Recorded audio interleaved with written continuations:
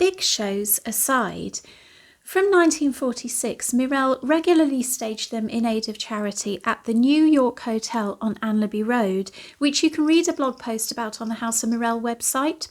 Look for it under the page Read, or type in the New York Hotel into its search bar. Such was the quantity of modelling carried out. Girls were professionally trained at places like Michele's Mannequins in Leeds, a train ride away in another Yorkshire city, which set up a branch in Hull by September 1952. Or they went to the Verna Crossley Modelling School, who had young Valerie Batte as a trainee travelling from her hometown of Pontefract, aged 12. At 15 in 1950, she worked full-time for Mirelle for about 18 months before leaving to choose a different career. Before she did, she modelled for some photos around this time, including this one at the Ferens Art Gallery, where you see her in a stripy suit by what was described as a good make Hebe Sports, that also looks similar to the one Christine Edwards was arranging in the King Edward Street window. Stripes, a fabric trend in the early 50s, also used by Simon Massey, another British brand. In the photo, you can see another Hebe suit, as the showroom girls called it, in the 1949 collections, which has exactly the same pattern and pocket detail as the one Val's wearing, the season later choosing a different fabric but the same design. By November 1951, the Salon was in a newly extended space behind the shop floor at number 60 King Edward Street. Upstairs was the office for the director and admin staff. Shows called Mannequin Parades were held, as they had been in Albion Street, which you can hear about in the locations.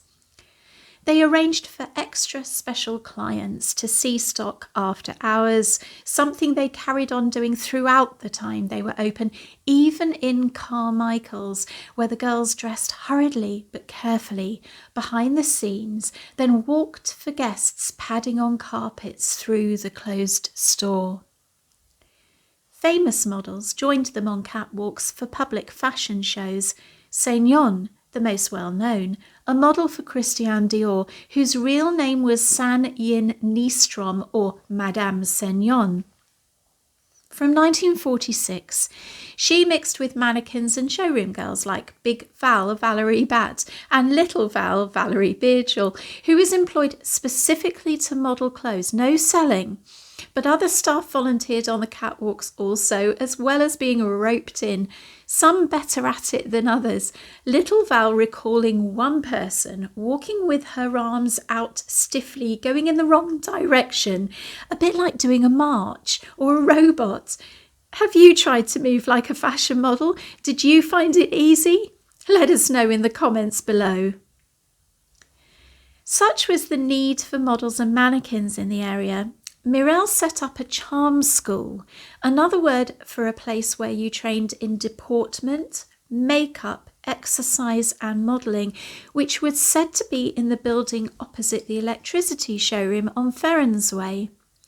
It opened in January 1949, and first sales Olga Fay was the chief trainer, very experienced by this point, and a key person in the showroom from around 1946 to about 1954, when she left quickly and sharply for offending a rich client, then emigrated to Canada with her husband.